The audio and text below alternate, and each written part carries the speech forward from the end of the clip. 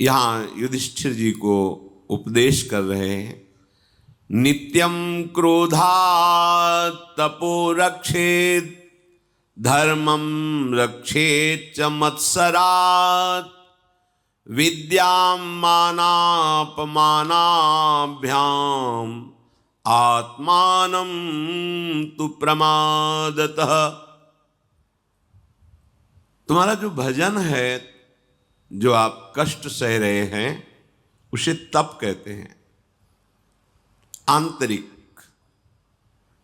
जो क्लेश मिल रहा है भक्ति करते हुए, नाना प्रकार के विकार, नाना प्रकार की प्रतिकूलताओं को आप गंभीरता पूर्वक सह रहे हैं, क्रोध को बाहर प्रकट नहीं होने दे रहे, तो आपके भजन की रक्षा हो रही है, आपका भजन सुरक्षित है। ऐसा नहीं कि भजन करने वालों के ऊपर विपत्ति नहीं आती, वो सदैव विपत्ति रहित रहते, नहीं। अभी आगे एक चरित्र आएगा, आप सुनना।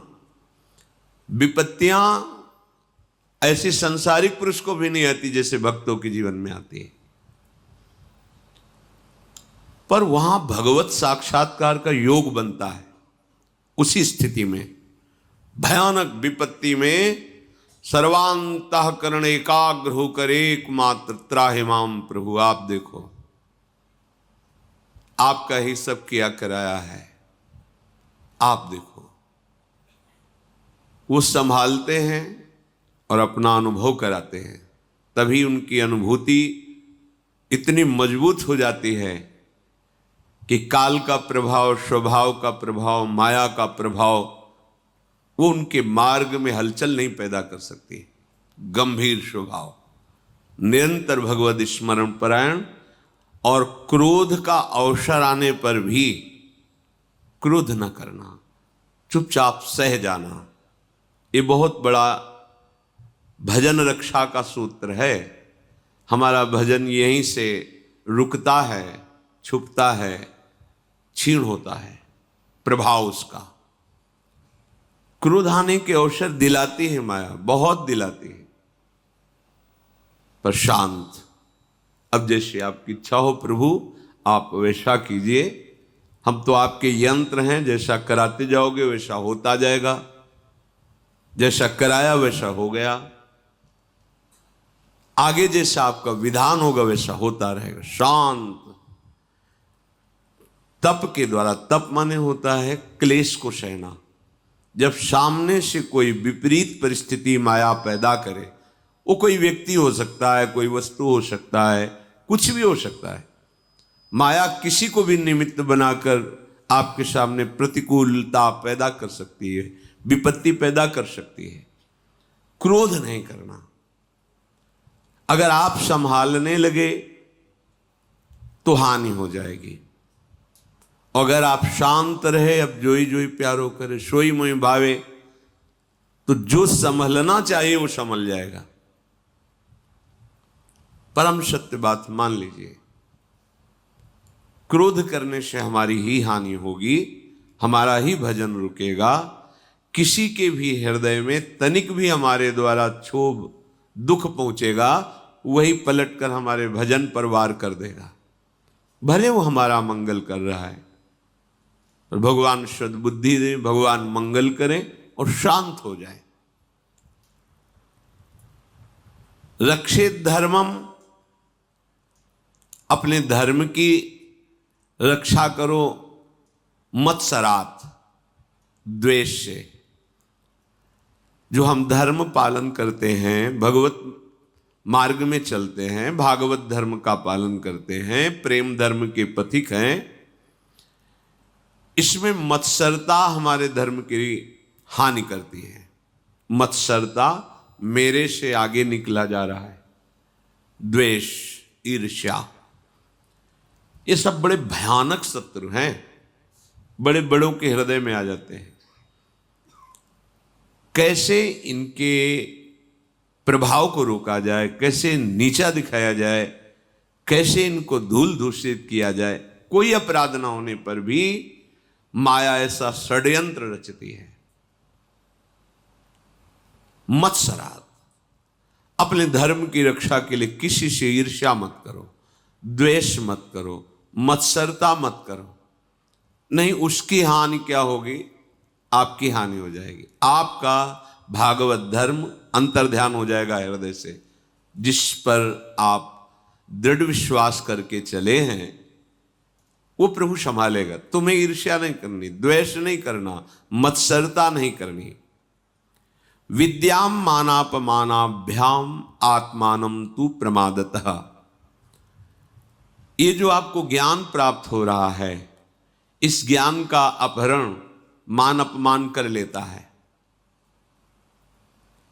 मान हुआ तो गर्व, अपमान हुआ तो अंदर से उसके प्रति असंतुष्टता, निंदा का भाव, जलन, द्वेष, उसको नष्ट करने का भाव, ये आपके ज्ञान को नष्ट कर देगा।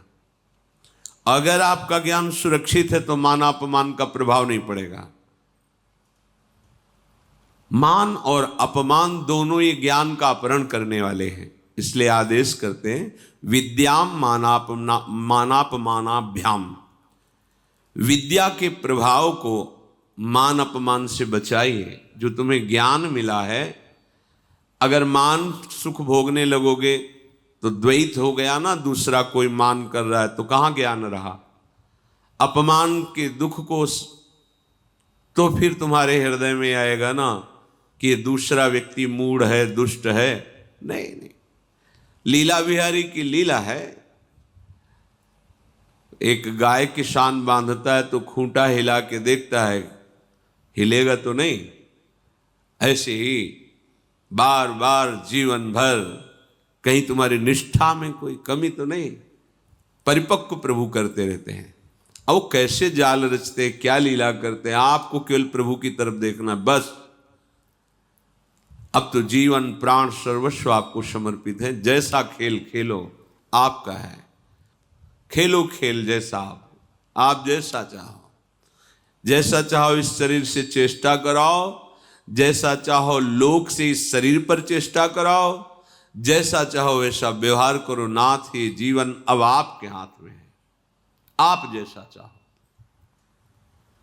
ये ज्ञान है, इसी ज्ञान की रक्षा मान और अपमान से बचाइए। और ये ज्ञान बचा रहेगा तो मान अपमान प्रभाव नहीं डाल पाएगा। आत्मानं तु प्रमादतः, और अपने आप को प्रमाद से बचाइए। जो करना चाहिए उस पर आलस्य, प्रमाद ठीक नहीं है। जो नहीं करना चाहिए प्रमादवश वो नहीं करना। प्रमाद ऐसा होता है कि ना करने वाले कार्य को करा देता है और करने वाले कार्य में आलस्य पैदा कर देता है। तो आप अपनी दिनचर्या, अपने मार्ग में अपने आप को सुरक्षित रखने के लिए प्रमाद मत कीजिए। जीवन में देखा है, चाहे किसी परिस्थिति के कारण हो, शास्त्र आज्ञा का तनिक भी उल्लंघन हुआ है तो अपने को विक्षेप होता है। कोई करे या ना करे विक्षेप, अपने को विक्षेप होता है। चाहे जैसी परिस्थिति हो, शास्त्र आज्ञा का उल्लंघन नहीं करना चाहिए। पक्का विश्व खिलाफ हो आपके और आप शास्त्र के अनुसार चल रहे हो, आपका मार्ग रुकेगा नहीं। और जहां प्रमाद स्थिति हुई कि अब तो ये स्वीकार ही करना होगा, अब तो ऐसा, और वो शास्त्र विरुद्ध है, तहां आपकी हानि हो जाएगी, तहां आप कमजोर हो जाएंगे, भय उपस्थित हो जाएगा। इसलिए आत्मानं तु प्रमादतः, अपने आप को प्रमाद से बचा लीजिए। ना करने वाला कार्य बिल्कुल मत कीजिए, जो करने योग्य हो उसमें आलस्य मत कीजिए, अवश्य कीजिए। प्रमाद का कार्य यही होता है, ना करने योग्य कार्य करा देता है और करने योग्य कार्य में आलस्य पैदा कर देता है। बड़े बड़े जितने भी संत महापुरुष हैं, जीवन भर अपने को साधक ही माना है। ये संसार शिक्षा देता रहता है। कई जगह ऐसा होता है जहां की शिक्षा अधूरी होती है। तो संसार रूपी गुरु